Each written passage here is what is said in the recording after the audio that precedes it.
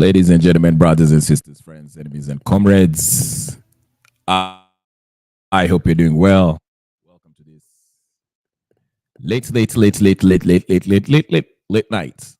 I won't be here for long. I'll be here for like 20 minutes just to summarize on what's happening.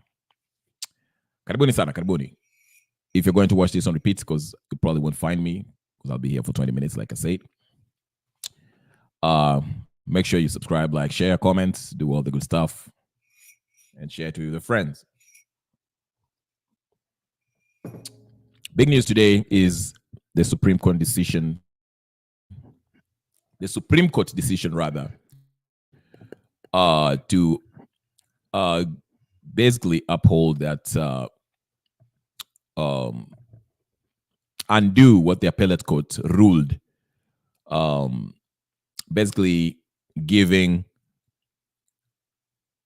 the finance bill a clean bill of health. So Finance Bill 2023 is no longer illegal. Remember, the government lost that case on at the appellate court, okay, where it was considered unconstitutional. But the Supreme Court gave a very funny judgment on the issue, which a lot of people took notice and are not happy with what's with the judiciary, especially the Supreme Court, that is. Now, very interesting tweets from people who have been in the judicial system, like Ahmed Nasir. Say what you want about him, but he's usually right on the money with his predictions. He knows how the judicial system, Kenyan judicial system, is work in and out. And in his case, he reminded us that this was a case of juris pesa. Basically, Ruto paid off the Supreme Court. That's why he really wanted this thing to go to the Supreme Court. Same argument can be made with the Gachagua case. The Gachagua case will probably end up the Supreme Court. Isn't it a coincidence that Ruto was advocating, telling the Gachagua team, hey, listen, stop wasting your time. This thing should be going straight to the Supreme Court. In fact, the government side, if you listen to the argument by Ojienda, Gitu, Muigai, and all these clowns that were defending the government's position, I mean, the Senate and the National Assembly, to go ahead with the impeachment of Gachagua, they're arguing that this court, the High Court, does not have the jurisdiction to listen to this case, and this case should go straight to the Supreme Court. Now, don't you find it a little bit suspicious that the president wants the case to go to the Supreme Court? Why is he so confident that these Supreme Court judges will rule fairly in his, view? It is quite obvious that Ruto has the judicial system, especially the Supreme Court, that is, to be specific, he has compromised the Supreme Court. Not a lot of people are happy with this. Now, I'll show you a quick tweet. Bruce Yagdev, nice seeing you. Everyone is asleep, if that's the question you're asking. It's late night in Kenya. But I had to get this out of the way, off my chest, just to look at a few tweets here. And I will read the tweet by Ahmed Nasir, who reminded us that he predicted accurately about this outcome with respect to the what do you call it? Finance Bill 2023. Okay. Let's look at this. Okay? I want to read you this tweet by Ahmed Nasir after he made a very, very interesting tweet here. Can you see it, ladies and gentlemen, brothers and sisters, friends and comrades? I won't be here for long, like I said. So bear with me. Follow me. I'll be brief, quick, precise, succinct. Make my pithy comments about the issue, and I'll be out of your way, okay? So we have to look at this very quickly. All right. Here is the tweet by Ahmed Nasir. Here he was laughing emoji, laughing out loud, saying, "Told you, Supreme Court of Kenya overturns the Court of Appeals judgment on the 2023 finance bill and gives it a clean bill of health as predicted by many keen observers of the court. The judgment was in line, in quotes, in line with the known principles of the courts and adhered in strict censor to its established stare decisis. Okay. Again, if you go to this comment section, Willis Evans Otieno, sorry, who is also a wakili, says, "Don't you mean Judice Pesa Senior?"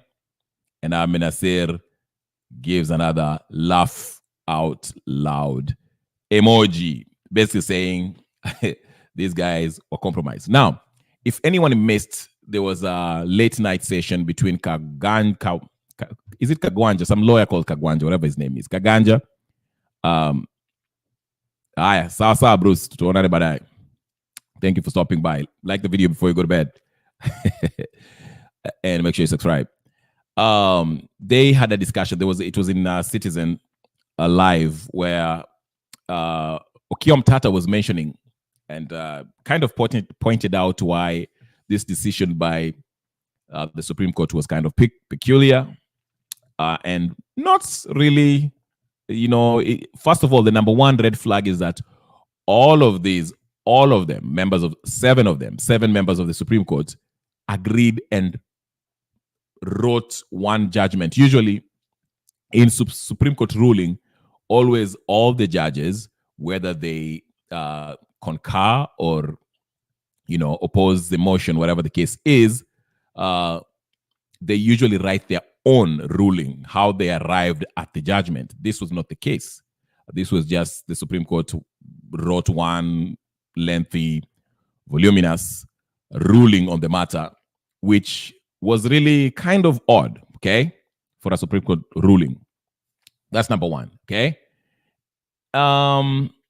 So anyway, majority of the people, if you know anything, one or two, three things about law, you know that this finance bill was unconstitutional. The biggest point was the fact that this finance bill was passed. Of course, the finance bill, before it was passed, you have to have an appropriation bill, which is the budget.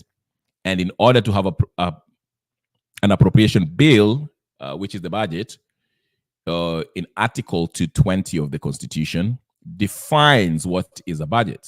You have to show revenue estimates and expenditure estimates. What do you estimate? What's the estimation of how much we can collect from taxpayers? That needs to be shown, which wasn't the case, okay? Which gives room for budgeting for things that we actually don't need, okay? Or taking loans that are not in line with what the Constitution says, okay? And that was never addressed. So you cannot claim to have a budget if you can't show the revenue estimates. That's one of the biggest red line. But today is not the day that I will break down this, and I'm just giving you highlights of the anomalies or the peculiar nature of this ruling by the Supreme Court. All of them, seven of them, writing down one ruling, which is different. Because usually, like I said, every members of the Supreme Court Justice, they usually write their opinion and always write their argument, why and how they arrived at the judgment that they arrived at, whether in agreement, in concurrence, or whether they oppose the motion, okay? So that is the one thing that really a lot of people are left baffled.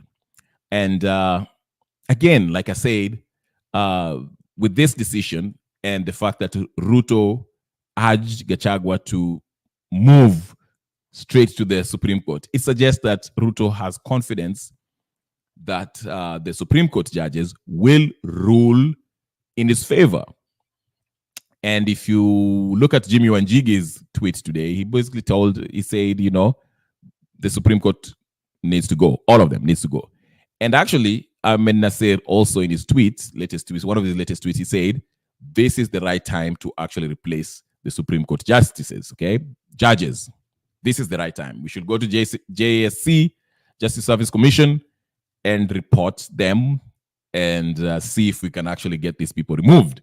Because what they did here in this judgment was something that's, leave a lot to desire. It's just not normal, okay? Now, let's give one little clip by Okiom Tata where he mentioned this stuff, I'm just talking about here. In brief, this is what the rejection on the streets, eventually it was withdrawn. Is that the route, or should we still have the faith in the courts? It's a dicey question because reading this judgment, there was a question whereby whether you can challenge policy decisions in the courts. They said you cannot. The Court of Appeal had come out very clearly that policy decisions are among the issues of anything that is done under the color of the Constitution. So if you cannot then go to the courts on policy, and if your public participation in processes is cosmetic, and something bad is being done, what is the Supreme Court telling Kenyans? It's telling Kenyans that what the Gen Zs did when they stormed Parliament is the way forward. That's why some of us are resisting. The way forward should be going to the court and challenging these things, not taking the law and dealing with it the way it was done. But now look at the result. The Gen Z action on the streets bore a permanent result. My action in the courts has been frustrated. So basically, what's the way forward? The way forward is to go back to the 2020, when was it, 2007, when people chopped each other in this country because there was a dispute. I'm sure you're not advocating for that. No, I'm not advocating for that. I'm interpreting the ruling of the court. The court is advocating for that. Because when you choose to drop heavy issues so that you can arrive at a decision, the question of Article 249, Clause 3, I argued it. It's not even mentioned anywhere in the proceeding. It's not even mentioned. It was just like it never existed. You see, I raised 249, Clause 3. And to me, it was a trump card. Right. But because it was going to destroy this judgment, the Supreme Court decided not even to mention it, so that it could arrive at this judgment where it saves the Finance Bill 2003. So, again, hi, Chief Negus. Nice seeing you. Hi, Gypsy Corner. Nice seeing you too. Again, Okiom Tata raises questions and basically says, listen, even when I was watching, was it today or yesterday or the day before, one of the interesting speeches by Kamaniwa, the old guy who is a lawyer, he said, listen, the perception is out there that the legislative body is compromised, the executive is buying everyone, and the judiciary, the Kenyan judiciary, is our last line of defense, basically. Kenyans are basically pinning their hopes on the judiciary to do the right thing, to be the defenders of this constitution. So as they interpret the law, they should do so not only because of the public interest, of course, but also to do so with accordance to the Kenyan constitution. So they are the last line of our defense. And Okiom Tata says, based on what we just saw on the ruling of this finance bill being overturned, it basically shows that, listen, they're basically telling us that if we have disputes, we should go back to 2007 and 2008, where people were chopping each other, because it is now apparent that the judiciary has been compromised. I say this earlier, I say this before. It seems like the highest level, the final say, the apex of the judicial system, which is the Supreme Court, has been compromised. And so, if you are Gachagua, please read the writing on the wall. Yes, you can go through the appellate court, which seems likely. I don't know what the court, I followed the court's proceeding today, but I didn't watch the whole thing. I don't know if the courts, the High Court, or this empaneled judges, 3 judges, Ogola, Rema, and Frida, who are empaneled by Muilu, who is the Deputy Chief Justice, which is not constitutional, but nevertheless, I do not know if they made their mind yet about the conservative orders. I don't know when that will be, but we'll see. Pritpal Kaur, welcome to the show. But again, already the Gachagua side have applied to, they have moved the case to the appellate court. So the next step is probably Gachagua's, they will move to the appellate court, and after that, probably also it will probably end up at the Supreme Court, and that's where Ruto wants it. Okay, Ruto wants the Supreme Court, and even they'll keep on. Listen. The funny part about today, let me just say this before I read this comment and everybody else. After the today's proceedings, if you watch today's proceedings, I only watched the beginning of it, which started with Gachagua's lawyers, okay, the petitioners making their case. Not senior counsel, I don't know if it's the senior counsel or what, Mr. Sogo, whatever the case is, made his case. Then there was another young fella who went there. And after that, when it came time for the respondents to make their case, the media stopped showing the court proceedings and they moved on to showing something else. No media, members of media, mainstream that is, showed the respondents' arguments, and it was ridiculous. I mean, this case is a straightforward case. It shouldn't take too long, okay? But again, like I said, this thing is Gachagua is probably done. It's just a matter of playing this, Rutana mpaka Supreme Court, and that's where Ruto wants it. He wants it at the Supreme Court because Supreme Court imeshanunuliwa, and that's why Ruto wants it right there at the Supreme Court. That's where he wants it, okay? Chief Negus is telling us Kenyans need to understand that all Kenyan systems have been compromised through and through by the West. We are not going to find justice from this corrupt injustice system. I agree.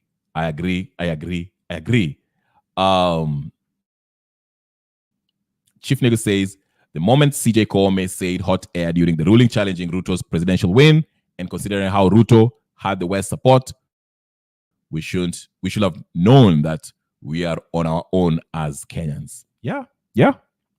So you can see, by the way, today, Megan Whitman, the U.S. ambassador to Kenya, is still making her rounds. She was in Eldoret. Don't you find it funny this whole week? She has been visiting everyone, okay? She was with the IBC. She was with CS Soipan, I think her name is, the Cabinet Secretary of Ministry of Defense. Today, she's in Eldoret. She had visited Hassan Joho. She had visited Mbadi. She's visiting every ministry. I think she's the president. I think Meg Whitman is the president of the Republic of Kenya. It's not Ruto. Ruto is just taking orders from Meg. Meg Whitman is the president of Kenya. Meg Whitman is the president of the Republic of Kenya. She is. It's not even de facto anymore. It's de jure. But yeah, this ruling is worrying to me. And if I am Gachagua, I should be really, really, really worried because hii kitu inapelekwa huko kwa nini? That's where they're taking it. That's where they're taking it. And you can tell from, what's his name? Tata's reaction, this was not something that, it's just, let's listen in. Some more, a little bit more from And Gachagua. that also gives the executive, Right. it removes a major check on the executive. So the executive has a more free hand to do as it wishes, because it knows you can win in all these lower courts, but up there, See? there may be Maybe able to persuade the judges better. maybe they're able to adjust the judges better, or I don't know. But you see, they're laughing because they know what it is. He's saying, so now Ruto has it figured out. If you have a dispute with him, okay, you can squabble with him on these lower courts, whether it's the tribunal, the magistrate, high court, appellate court. But when you get to the Supreme Court, he has it figured out. He has it figured out. So you fight him all you want, but the deal is done at the top. And that's where he's going to drag you. Because guess what? Not so many people have that, number one, the money to pay lawyers to move it up to the Supreme Court. That's number one. Okay? So he will drag it as, it's also, Gachagua has money, so he will pay for it. But once you get to the Supreme Court where the final decision is made, your goose is cooked. You're done. Done, data. Yes, Chief Niggas, you're right. The CIA and the MI5 or MI6 bosses were also in the country meeting with Ruto. What were they meeting? Are they suspecting that this country might have a political upheaval? Never know. I don't know. Given how the things are going, I won't be surprised if things go left really quick. But let's see. Gypsy Corner is telling us Ruto doesn't like anyone who thinks that they are clever than him. Gachagua is done and dusted. The court is just ironing the edges and the creases. Okay. Might be as well. It's really, as the land councillor said, it's a major clawback on the jurisprudence of this country. Okay. And also it's a very disjointed judgment. Looks like it was written by different schools. It's like reading the Old Testament, written by different schools. But ultimately, I would really appreciate for a Supreme Court that each judge writes a judgment. Okay.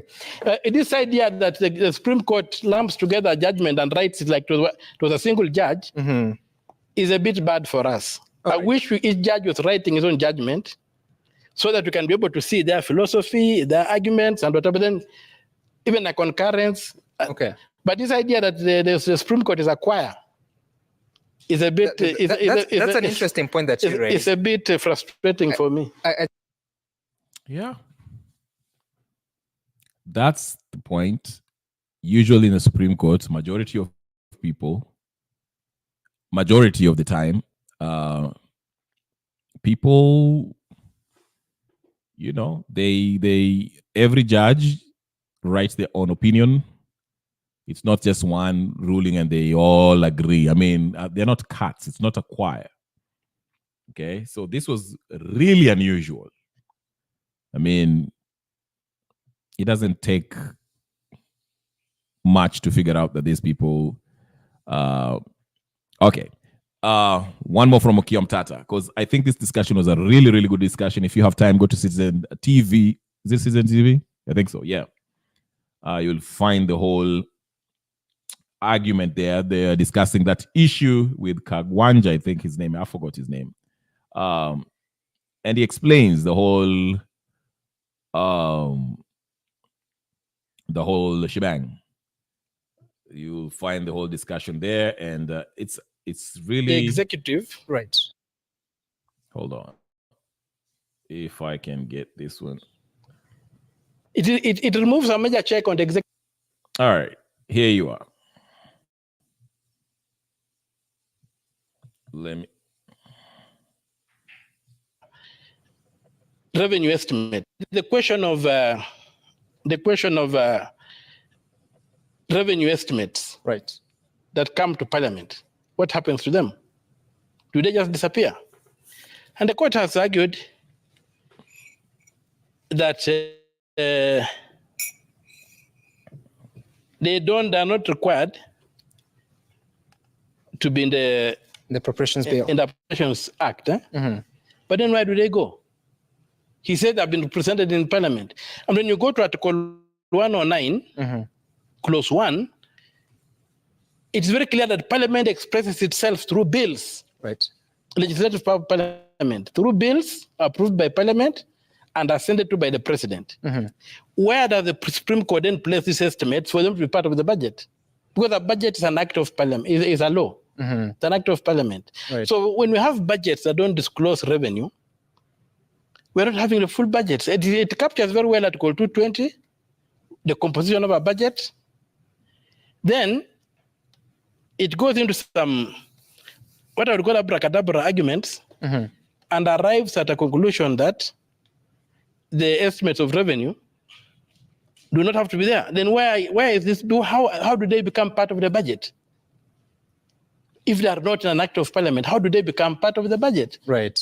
So these are the questions we have. And you see, it's not an idle question. It has been a major problem through which public money has been lost.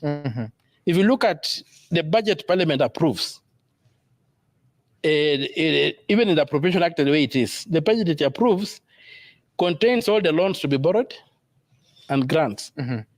But nowhere does it contain any domestic borrowing. Then when you come and you find every month, the Minister for Finance publishes what they call a statement of net revenue, actual revenue and net expenditure. Now, when you look there, they produce revenue estimates that include domestic borrowing, that include loans that are not even in the budget Parliament approved.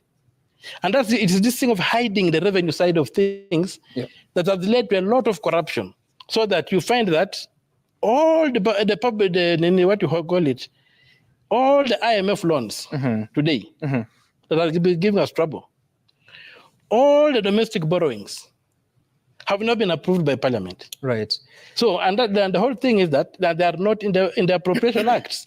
So when the Parliament is not allowed to continue this habit of not producing revenue estimates in the budget, because the Appropriation Act is the budget, there's not an act. So really, because you are there, what is it that happened? I raised this issue, and then the courts asked me something very strange. Yeah. That what has been happening before. That's a question I would expect in Parliament, not in a court of law. What has been happening before is that the law has been violated. Right. So the courts are not ready to interfere with what has been happening below. All right. So that's a snippet of Okiya Omtata's submission. He was with not Kagwanja. I forgot his name. They were discussing the decision by the Supreme Court. Go there, Citizen TV, I think it was a few hours ago. You can watch it. It's a very interesting, eye-opening discussion about the decision by the Supreme Court to declare the Finance Bill 2023 constitutional.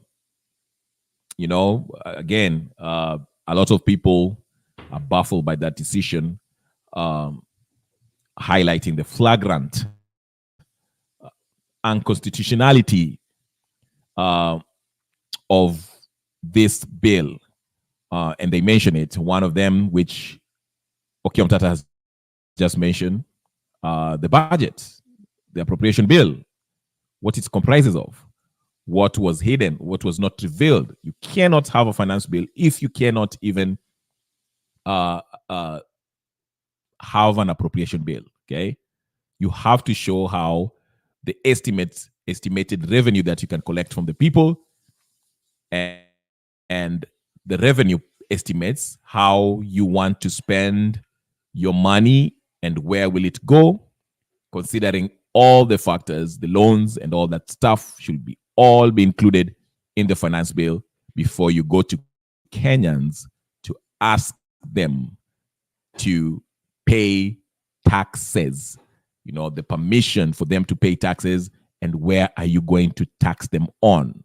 Their goods, the services, all that. That has to be established. The appropriations bill has to be established first, but it has to be done in accordance to Article 2020, sorry, 220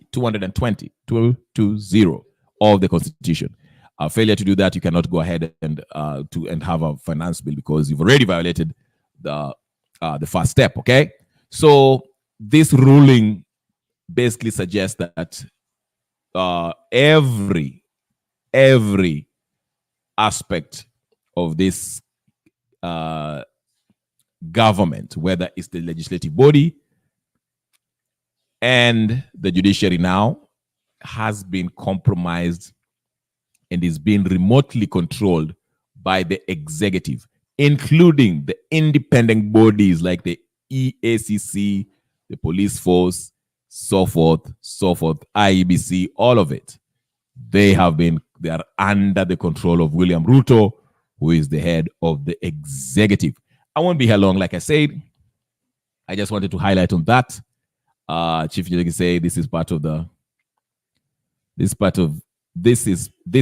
of how we ended up with all this odious debt, ruining or running into billions. Absolutely, yes.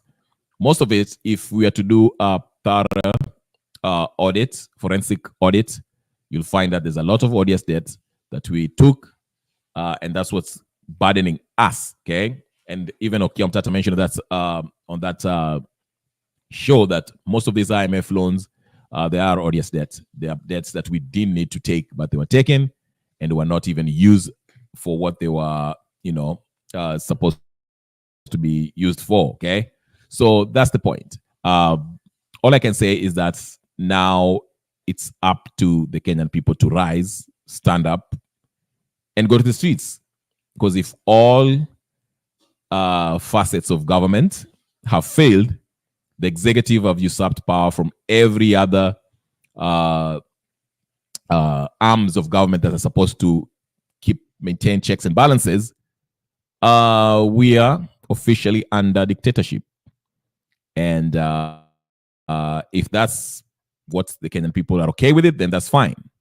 But if you're not, if you're tired of the abductions, extrajudicial killings, and all that stuff, then people have to stand up and stand up now. Okay. Member for 2 months. Before you go, can you please nominate 5? What's that? I didn't get that. Can you explain that more? Can you nominate? Before you go, can you nominate 5? How do you? What? Can you explain further? I'm confused. I'm confused here a little bit. I don't know what you mean. Gypsy, can you explain what you mean there? Please, please, please.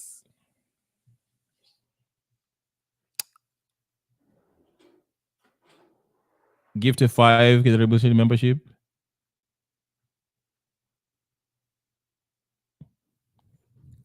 I'm confused. Yes. Gypsy Corner has been a member in this channel for 2 months. Congratulations. I just have to figure out what she means here. I'm confused. Listen, I'm new to this, so bear with me. Guys, by the way, you can be a member of this channel. You can go to the, my channel there in YouTube, Scared Revolutionary, and you can see how you can become a member. And, well, I still try to figure this thing out. I don't know exactly what to nominate. 5. For 5 people? Dang, how did you do that? I have to look for that. Okay, because I can't really access that while I'm doing this. So let me go ahead and see what's going on. Okay, thank you so much, Gypsy Corner, for that nominating. That's wow. Okay, that's good. That's good. Thank you so much. Let me see. Okay, I see.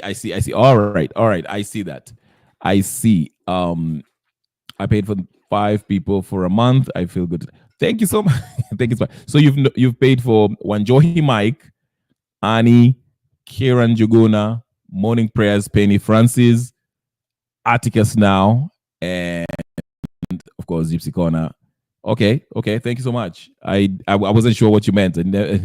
Okay. Thank you. Yes. Thank you. Seriously from Charles. All right. Okay. Thank you so much. All right. I'll figure how this thing works. I'm still new to this. I don't know how things work, but thank you so much. Yeah. Yeah, guys, keep on subscribing and being a member of the channel. It pushes us through and help me,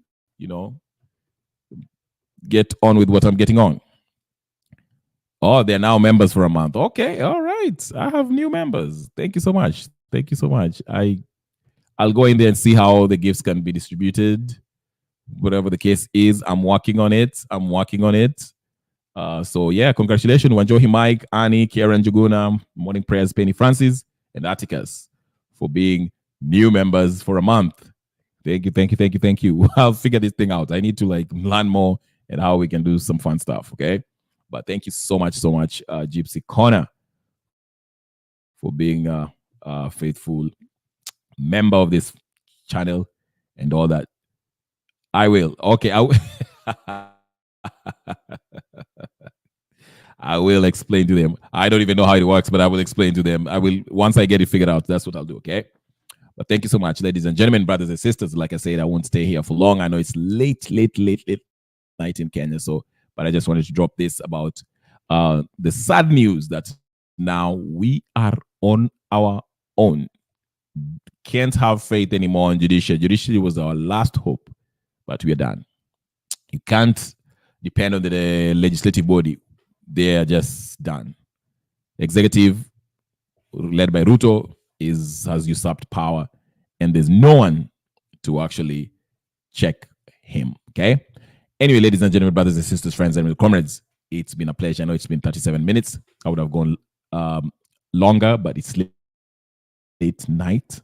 So I would my personal thanks to Gypsy Corner for reminding me that she made 5 of our comrades, to be part of this great channel.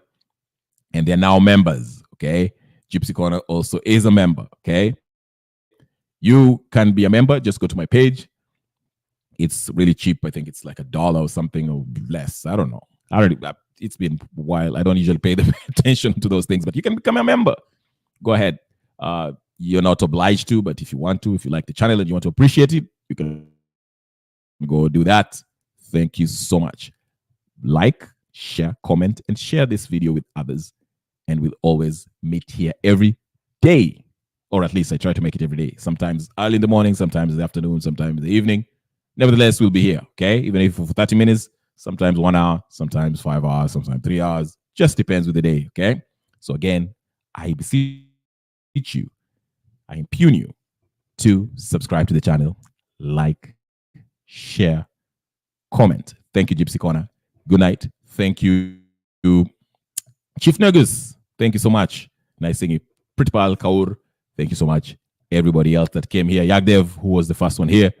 Thank you so much. I'll see you guys tomorrow, and we'll talk more as we see things unfold in our Kenyan politics. Thank you so much. I'll be seeing you guys tomorrow. Peace and blessings. And I'm out.